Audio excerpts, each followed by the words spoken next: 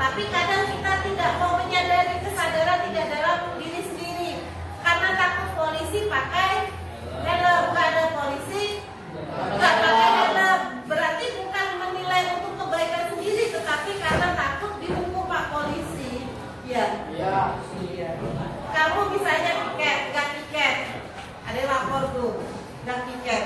Kamu sebenarnya nggak tiket itu kesadaran, oh kelas saya harus bersih, saya tinggal di sini, atau oh nanti dimarah Bu Siska. Coba motivasimu tiket apa? Ani sudah pengen, oh karena pengen bersih Bu, berarti motivasinya bagus. Saya pantau atau tidak saya pantau, pasti mau piket. Kalau tidak timbul dalam dirinya, apa yang terjadi? Kalau nggak dimarahi, nggak dipantau, ya udah nggak piket. 1 semester nggak piket, 1 tahun nggak piket, ya nggak? Iya. Jadi yang mau kita buat bukan peraturan, tapi keyakinan kelas. Apa bedanya keyakinan kelas?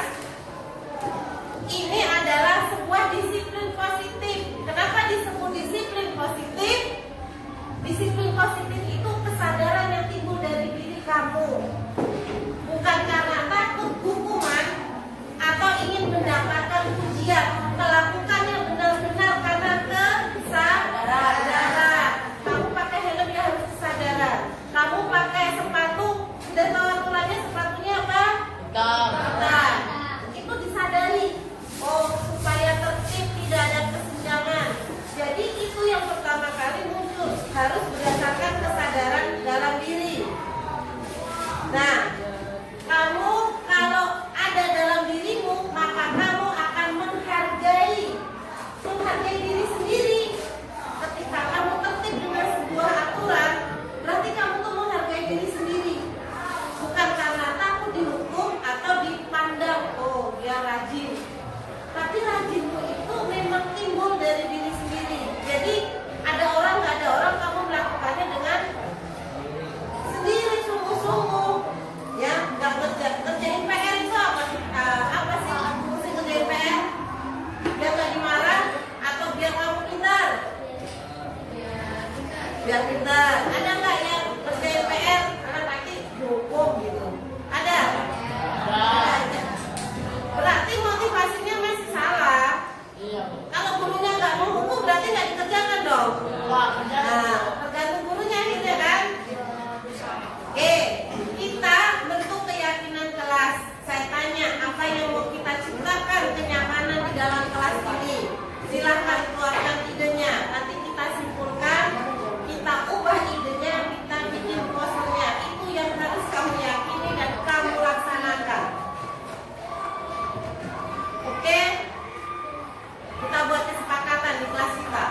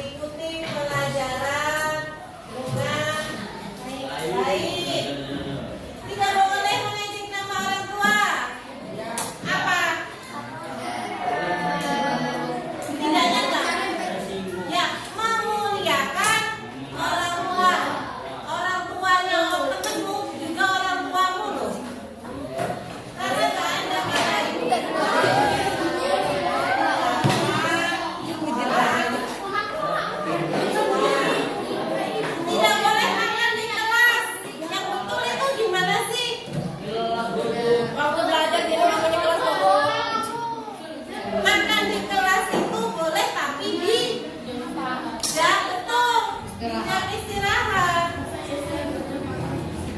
Bukan nggak boleh di kelas.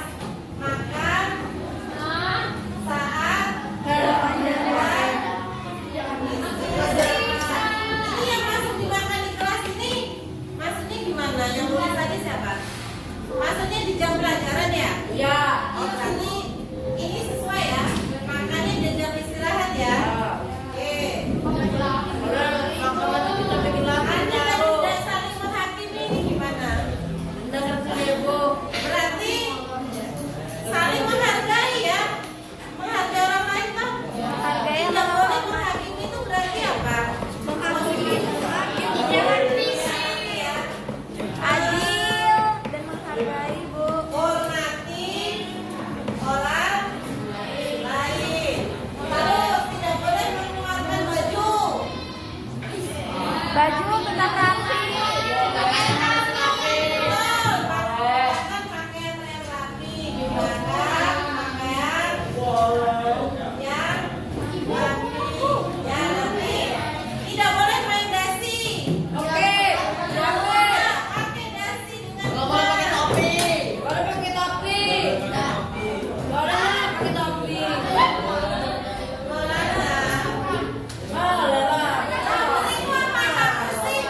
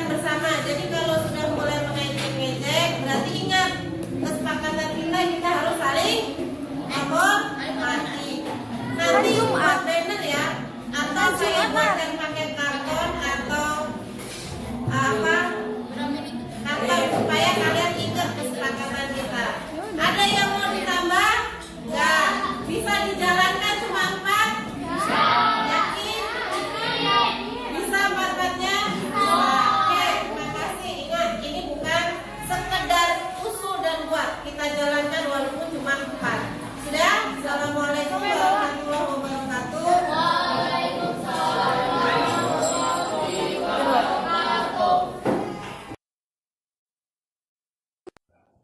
Assalamualaikum warahmatullahi wabarakatuh. Perkenalkan, nama saya Mutiara Zulafiza dari kelas 8B.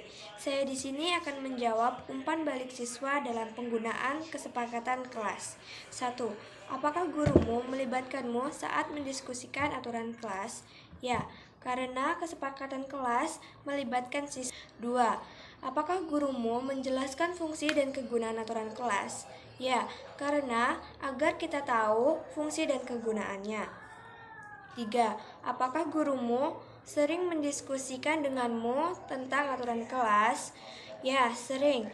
Karena metode mendiskusikan dapat menimbulkan kesepakatan. Saya akhiri. Wassalamualaikum warahmatullahi wabarakatuh.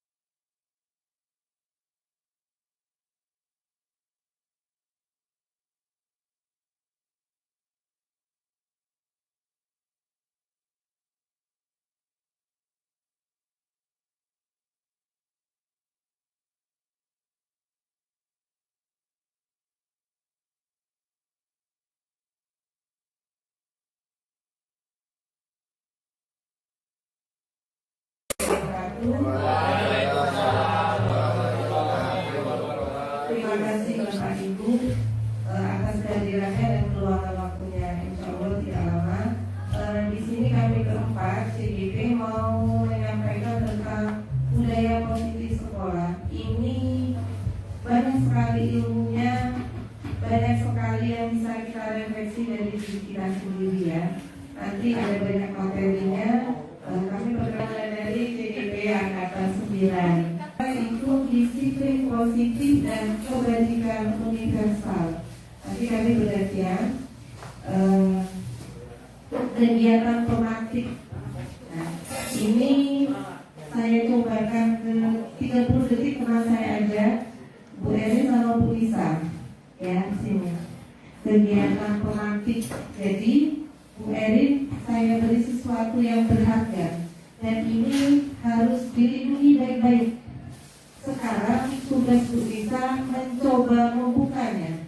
Dalam waktu 30 detik boleh diitik-itik, boleh dicubit, boleh dirayu.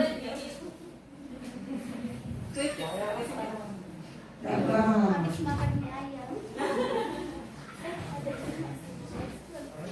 Ternyata terbuka tidak?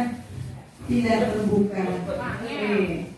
Saya tanya. Jadi makannya ayam. Itu sesuatu yang berharga. Semoga dilindungi betul.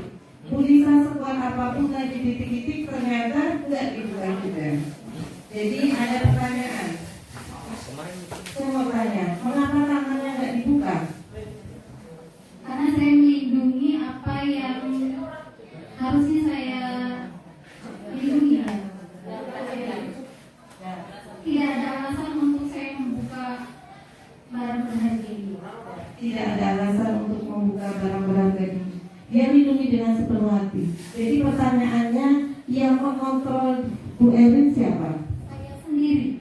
Saya sendiri. Dia sendiri yang mengontrol. Dia melindungi apa yang dia miliki. Ya, ini tentang teori kontrol. Bahwa siapa yang mengontrol kita? Diri kita sendiri, bukan orang lain. Karena ada sesuatu yang sedang dia pertahankan. Jadi ada teori kontrol.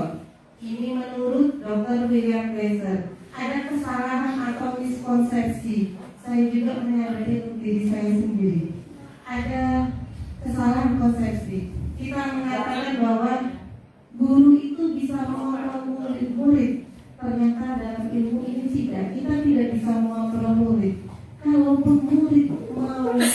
mengikuti kita biasanya ada tujuan.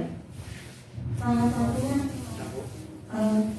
aku di mana, atau aku di hukuman, rasa tidak nyaman. Jadi dia melakukan itu karena dia sedang mengizinkan dirinya untuk dikontrol. Sebenarnya dia nggak bisa dikontrol, dialah yang menentukan dirinya sendiri. Ya. Yang kedua, ilusi bahwa semua pengeluaran positif itu efektif dan bermanfaat.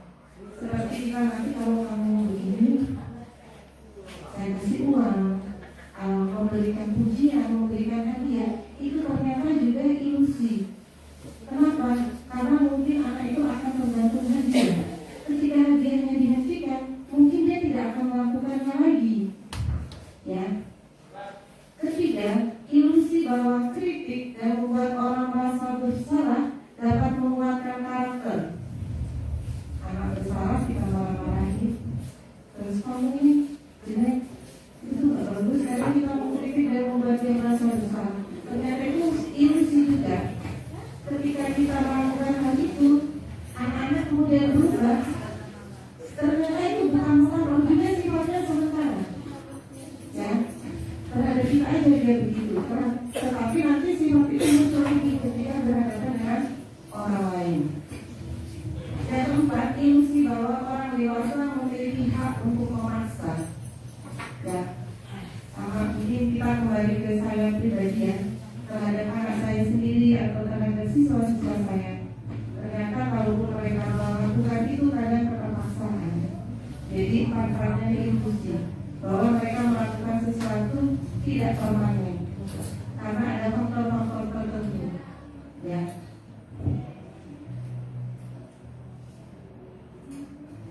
Tujuan kita sebagai pendidik adalah menciptakan anak-anak yang punya disiplin diri untuk berperilaku baik, mengacu pada nilai kebajikan yang datangnya dari diri sendiri atas kesadarannya, bukan karena takut dihukum atau karena ingin mendapatkan imbalan atau penghargaan.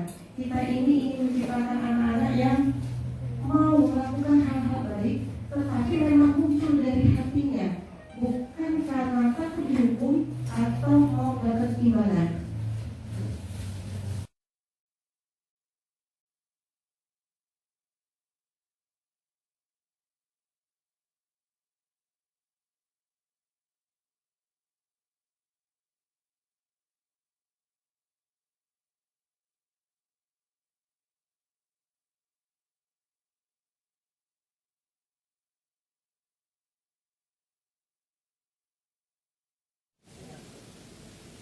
Kita menuju teori motivasi, hukuman, dan penghargaan. Perilaku manusia didasari atas 3 motivasi menurut Danny Gossens. Yang pertama yaitu menghindari hukuman. Jadi seseorang melakukan sesuatu karena nggak mau dihukum, merasa dia nggak nyaman kalau mendapat hukuman. Dan ini biasanya motivasinya eksternal karena dia takut mendapatkan hukuman, rasa tidak nyaman. Yang kedua yaitu motivasinya untuk mendapatkan imbalan atau penghargaan. Melakukan sesuatu untuk mendapatkan imbalan, hadiah atau penghargaan. Ini juga motivasi intrinsik. Baik hukuman, imbalan atau penghargaan ini ekstrinsik. Jadi faktornya dari luar. Misalnya, karena takut dihukum oleh guru A, anak-anak melakukan tugasnya. Tetapi ketika ketemu guru lain yang tidak menghukum, ketika tidak melakukan tugasnya, maka dia kembali ke sifat asalnya, yaitu tidak melaksanakan tugasnya. Mendapatkan penghargaan misalnya, sama ini ekstrinsik. Jika dia melakukan sesuatu karena ingin mendapatkan penghargaan, maka dia akan melakukannya karena hadiah. Jika guru tersebut memberi hadiah, dia lakukan. Jika tidak diberi hadiah, maka dia berhenti melakukan. Ekstrinsik. Baik menghindari hukuman atau mendapatkan penghargaan, ini sifatnya eksternal. Jadi sifatnya sementara. Yang kita harapkan dari murid-murid kita adalah mereka termotivasi melakukan sesuatu karena mereka menginginkan dan menghargai dirinya sendiri untuk menjadi orang yang lebih baik, menjadi nilai-nilai yang mereka yakini. Ini bersifat internal, memang muncul gerak dari hatinya. 3 motivasi perilaku perilaku manusia, yaitu tadi yang pertama hukuman. Hukuman ini bersifat satu arah. Jika siswa melakukan kesalahan, maka dia tidak tahu apa yang akan didapatkannya nanti. Karena itu sifatnya guru langsung memberikan perintah hukuman tanpa ada kesepakatan, tanpa tahu apa yang akan terjadi pada dirinya. Bisa bersifat fisik atau psikis. Ini kalau untuk anak-anak yang pendiam, ketika dimarahi, dihukum, dia diam aja, bersifat pasif, dia jadi pendiam. Tetapi kalau anak-anak yang pemberani, ketika dihukum, dia menjadi agresif atau melawan. Konsekuensi ini lebih terencana dan sudah disepakati, umumnya dibuat oleh guru dan sekolah. Pada kondisi ini, murid menghormati peraturan. Restitusi, nanti akan dijelaskan bahwa restitusi ini sebuah kondisi menciptakan di mana siswa mau menyelesaikan masalahnya, mencari solusinya. Hal ini dia lakukan karena dia menghargai apa yang sudah dia yakini dan menghargai orang lain. Berikut ini coba dipahami Bapak Ibu, termasuk hukuman atau konsekuensi. Mencatat 100 kali, saya tidak akan terlambat lagi, adalah bentuk dari hukuman. Yang kedua, lari lapangan 2 kali karena terlambat hadir, hukuman. Betul. Membersihkan coretan yang dibuatnya, konsekuensi. Murid diminta push up 15 kali karena tidak menggunakan masker, hukuman. Menggantikan kertas tugas temannya yang dicoret, konsekuensi. Berjemur di lapangan basket siang hari karena mengobrol, ini termasuk jenis hukuman. Jadi kalau konsekuensi itu sudah disepakati, tingkat kesalahannya disesuaikan dengan tingkat apa yang harus dilakukan. Kalau dia mengotori, ya harus membersihkan. Kalau dia terlambat 15 menit, ya harus diganti dengan 15 menit. Penggantiannya harus setara. Ini dihukum oleh penghargaan. Ternyata memberikan penghargaan sama saja menghukum siswa, karena penghargaan satu tidak memberikan efektivitas, bisa merusak hubungan, mengurangi ketepatan, menurunkan kualitas, mematikan kreativitas. Penghargaan itu juga menghukum, karena dengan penghargaan ada anak-anak yang merasa iri, temannya yang dapat juara dikasih hadiah. Terus mengurangi ketepatan, karena terburu-buru ingin memburu hadiahnya, maka mengerjakannya cepat-cepatan, sehingga apa? Dia tidak tepat, menurunkan kualitas. Keyakinan kelas. Jadi keyakinan kelas ini kita bentuk di kelas-kelas ya Bapak Ibu. Hal ini untuk apa? Supaya anak-anak memahami bukan sekedar peraturan yang harus dijalankan, tetapi sebuah tulisan yang mereka yakini ada nilai kebajikan dan kebaikan yang harus diterapkan oleh warga kelas atau warga sekolah.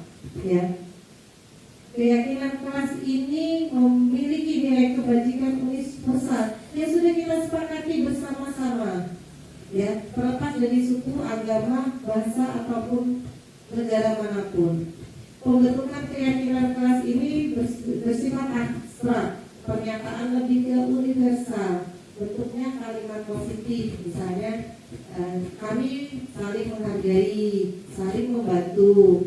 Kalimatnya tidak terlalu banyak sehingga mudah diingat. Keyakinan kelas ini harus bisa diterapkan, dibuat, diyakini, dan dilakukan. Setiap warga memiliki kontribusi, artinya semua orang memberikan pendapatnya. Terus ditinjau dari waktu ke waktu, apakah masih relevan ataukah perlu ditambah. Terima kasih.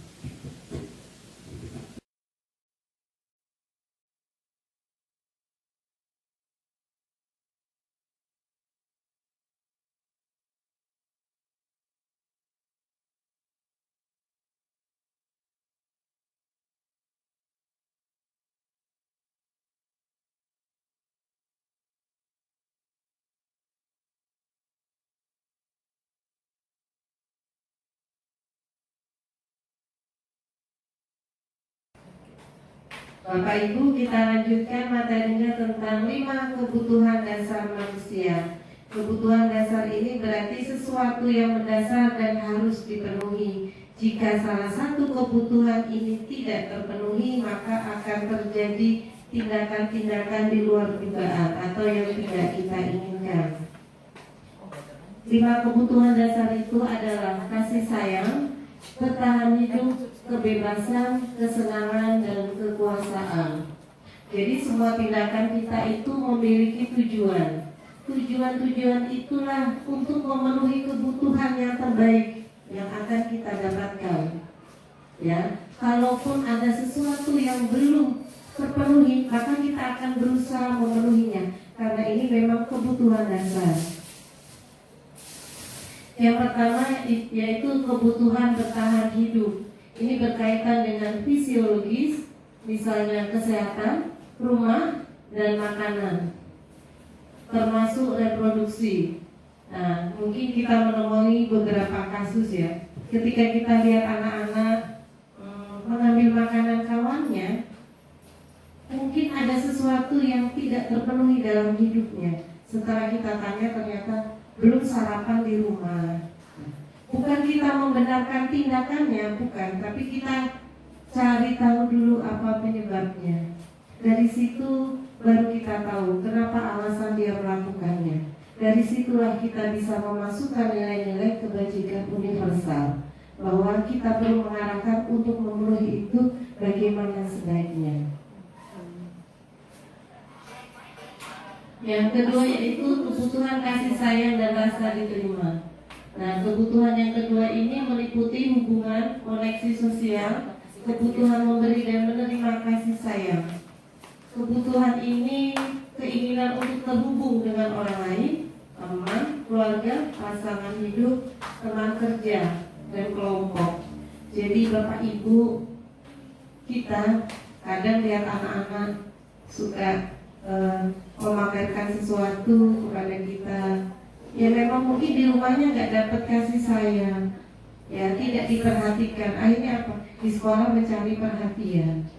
Kadang hal-hal sepele saja dipamerkan ke kita. Sebenarnya ada apa? Kadang bagi orang biasa aja gitu, tapi dia harus pamer itu ke kita, menunjukkan dia ingin kita perhatikan. Ada kebutuhan yang kurang dalam dirinya. Anak-anak yang memiliki kebutuhan dasar kasih sayangnya sudah penuh. Nah, ini biasanya mereka bisa mampu untuk bekerja dalam kelompoknya. Jadi anak-anak itu kalau kita lihat mereka biasa berkelompok karena mereka merasa di kelompok itu dia diterima. Jadi kita harus bisa melihat anak-anak dari berbagai segi. Berikutnya penguasaan akan kebutuhan pengakuan.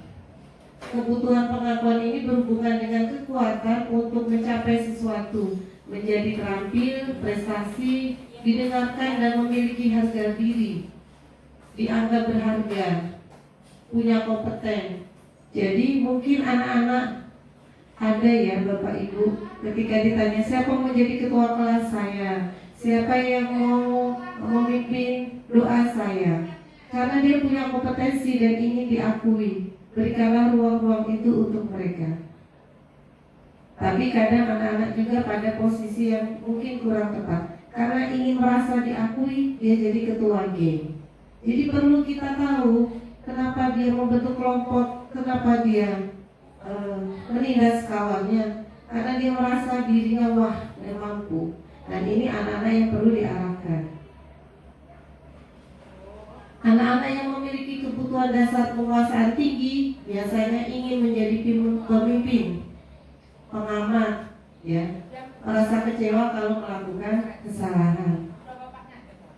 Terus kebebasan kebutuhan akan pilihan, mampu mengendalikan arah hidupnya. Terus yang terakhir adalah kesenangan, kebutuhan untuk merasa senang. Kadang-kadang Bapak Ibu anak-anak itu suka nyumputin pena kawannya. Kalau ditanya sederhana, mainan Bu, senang-senang aja Bu, iseng. Mungkin memang ada kebutuhan dasar kesenangan dia yang tidak terpenuhi. kebutuhan dasar kesenangan yang tinggi biasanya menikmati apa yang dilakukan. Mereka bisa berkonsentrasi tinggi, mereka suka permainan, mengoleksi barang, suka bergurau, suka melucu juga. Itu tentang 5 kebutuhan dasar manusia. Terima kasih.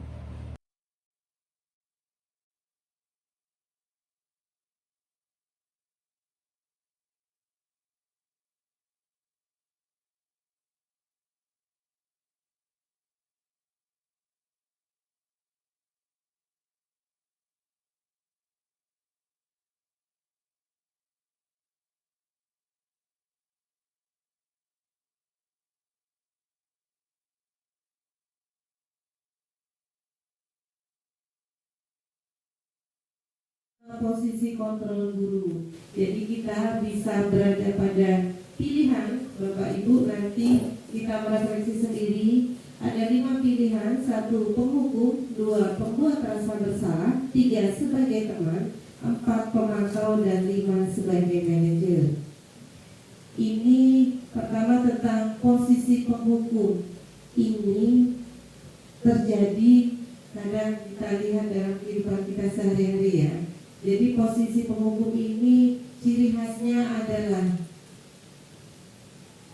ya, dia melakukan hukuman bisa berupa fisik atau verbal, kata-kata. Yang menjalankan posisi ini biasanya menjadikan alat atau sistem untuk menekan murid lebih dalam lagi.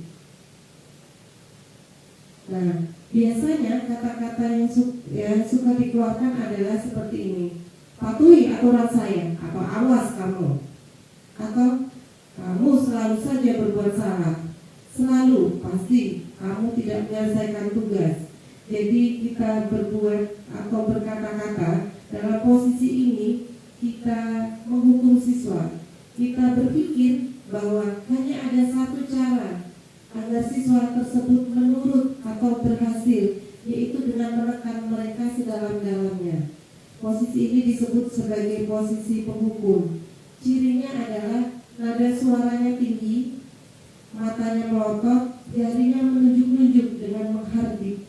Ini membuat psikologi siswanya tertekan. Ini apa konsekuensi yang akan dialami murid? Dia akan ada 2 posisi. Dia akan marah atau mendendam. Dia diam tapi dendam. Atau dia bersifat sebaliknya, dia akan melawan dan agresif. Ya, bagi anak yang ketika ditekan terus-menerus, tetapi dia tidak berani mengucapkan, yang ada adalah tersimpan di hatinya rasa marah dan dendam. Bagi siswa yang ekspresif, ketika ditekan, yang terjadi adalah dia lebih agresif, dia lebih berani. Yang kedua yaitu pembuat rasa bersalah. Pada posisi ini, kita itu suaranya lebih lembut. Sama dengan penghukum. Penghukum dan pembuat rasa bersalah ini menunjukkan karakter tidak berhasil pada siswa. Tetapi pembuat rasa bersalah ini nadanya lebih lembut, ya. Terus, contohnya, nah, kamu ini bagaimana ya? Kamu sudah janji loh dengan ibu tidak terlambat lagi. Kamu senang sekali yang mengecewakan ibu. Ibu benar-benar kecewa. Itu beberapa kalimat yang bisa diucapkan pada pembuat rasa bersalah. Memang suaranya lembut, hening, tetapi apa yang terjadi pada murid? Karena kata-kata kita yang kita merasa dikecewakan murid, maka murid akan merasa diri saya ini buruk. Saya sudah mengecewakan bapak ibu guru. Saya tidak merasa tidak berharga lagi. Itu perasaan yang timbul, ya. Ciri khasnya tadi suaranya memelas, halus, dan sedih. Tetapi efeknya sama. Ini sama-sama membuat murid tidak nyaman. Konsekuensi logisnya adalah murid merasa bersalah telah mengecewakan bapak ibu guru. Dia merasa telah menjadi orang yang gagal dan tidak sanggup memenuhi keinginan atau kebahagiaan orang lain. Ketiga yaitu posisi teman. Nah, ayolah, bagaimana sih kamu ini? Kemarin sudah janji loh, tapi sambil ketawa ngomongnya. Ayo bantu demi Bapak. Kemarin sudah Bapak bantu, sekarang gantian kamu nurut sama Bapak, misalnya begitu. Itu posisi teman, tampaknya akrab. Jadi ramah, akrab, bercanda, senyum. Nah, ada dua dampaknya. Yang pertama, dampak positifnya. Mungkin murid akan merasa senang dengan kita, terasa akrab. Tapi dampak negatifnya apa? Karena dia merasa nyaman dengan kita, maka dia merasa ada ketergantungan. Dia nurut sama kita karena kita dianggap temannya. Tetapi hal itu tidak berlaku untuk yang lain, guru yang lain, karena tidak dianggap sebagai temannya. Dia hanya menurut pada guru yang dianggap sebagai temannya dan merasa akrab. Akibat kontrol teman, Siswa hanya berbuat sesuatu bila guru tersebut yang menyuruhnya. Kalau guru lain belum mau. Nah, ini adalah akibat kontrol teman. Yang keempat, pemantau. Pemantau ini akan sanksi-sanksi atau konsekuensi yang dikatakannya. Nadanya tidak kasar ya, lebih santai. Cuma dia selalu mengikuti aturan yang ada. Ada suaranya datar, bahasa tubuhnya formal. Memantau berarti mengawasi.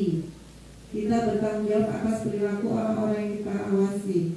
Berdasarkan posisi pemantau selalu berpacu pada peraturan-peraturan atau konsekuensi yang sudah dibuat oleh sekolah. Ini contohnya. Bisa, tahukah kamu jam berapa kita mulai? Tahu Pak, kamu terlambat 15 menit. Kamu mengerti konsekuensinya? Paham Pak, saya harus tinggal kelas pada jam istirahat nanti dan mengerjakan tugas ketertinggalan. Jadi kalau pemantau ini dampak positifnya adalah siswa paham betul bahwa ketika melanggar apa konsekuensi yang harus dia lakukan. Ya. Gurunya tidak menunjukkan emosi berlebihan. Terus dampak negatifnya tetap saja murid merasa tidak nyaman. Terus guru karena pemantau ini sifatnya tidak intrinsik keluar dari dalam dirinya. Jadi untuk konsekuensinya itu harus kita pantau, selalu kita awasi. Nah, ini adalah posisi kelima manajer. Ini posisi terbaik yang harus kita terapkan sebagai guru. Di sini pada posisi manajer kita membantu siswa menyadari kesalahannya, mencari solusinya, memperbaiki keadaannya, menanyakan keyakinan-keyakinan tentang kebajikan universal yang dimilikinya.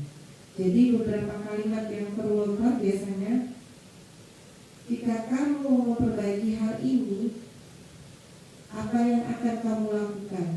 Apa yang kamu yakini?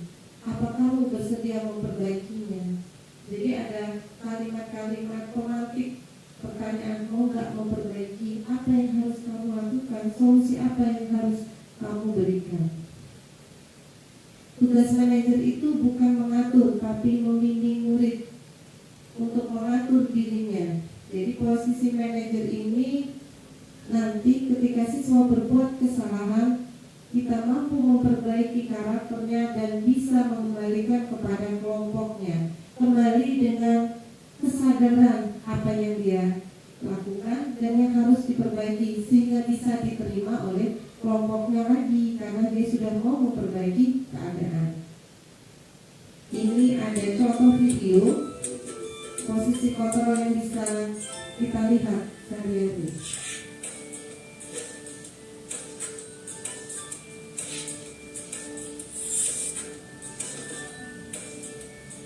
Halo, Bapak Ibu guru hebat. Video ini akan menampilkan 5 adegan interaksi guru dan murid. Silakan menonton dan merefleksikannya. Ini ada guru 5A, B, C, D, dan E. Kasus pertama. yang kemarin ibu berikan diletakkan di meja. Anton, kamu sudah mengerjakan belum? Belum mengerjakan saya, Bu. Kamu selalu ya nggak ngerjain PR. Sekarang kamu duduk di depan, lalu tulis. Saya berjanji tidak akan mengulangi lagi. Saya berjanji akan berusaha menjadi murid yang rajin belajar. Sampai pelajaran selanjutnya. Pembuku tanpa alasan langsung marah dikasih tindakan. Kasus kedua. Iya anak-anak, hari ini ada tugas ya. Ada yang belum mengerjakan?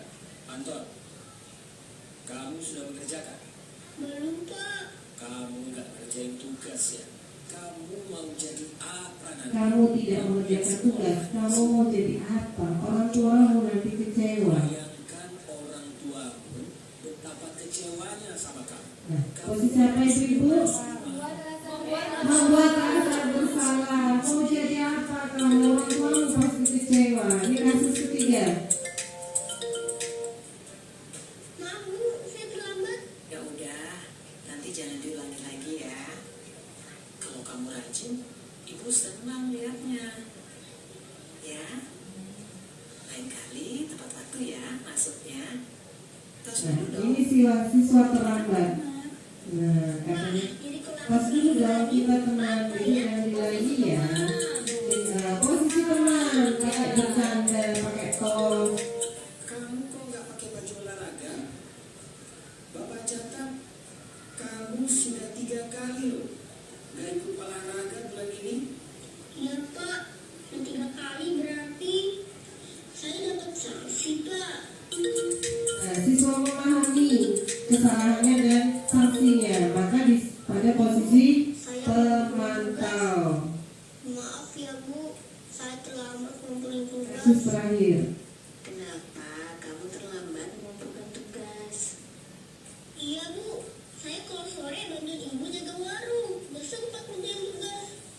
Kira-kira nih, apa yang bisa kamu perbaiki supaya kamu bisa mengerjakan tugas tepat waktu? Coba, kapan biasanya kamu membantu ibu jualan? Kadang sampai jam 8 malam, Bu. Bagaimana kalau kamu membuat jadwal? Kapan kamu akan mengerjakan tugas? Oh gitu ya, Bu. Saya coba deh, Bu. Terima Nah, kasih, ini Bu. posisi manajer. Oke, terima kasih.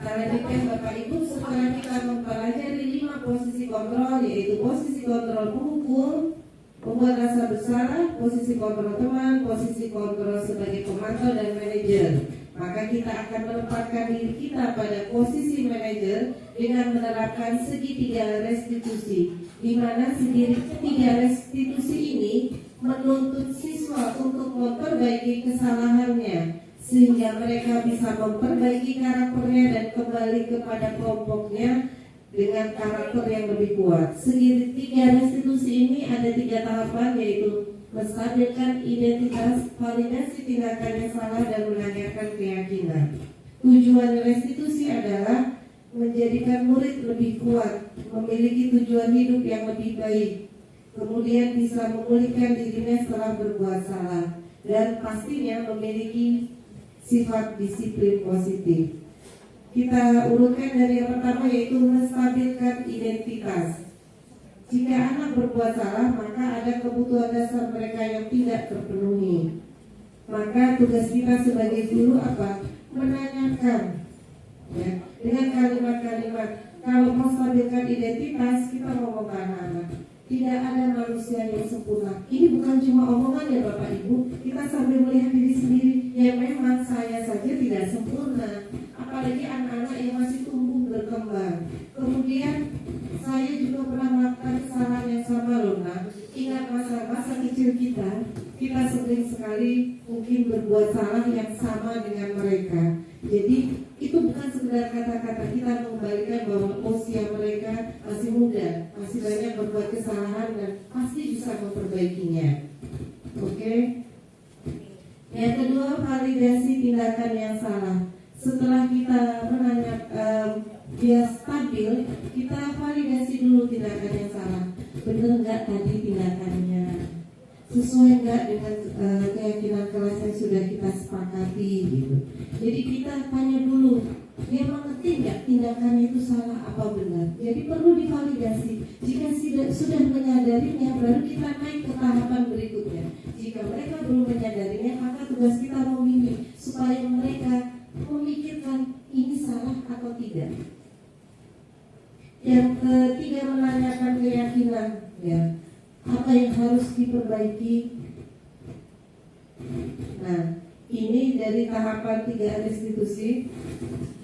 Penting menanyakan ke anak tentang kehidupan ke depan yang dia inginkan.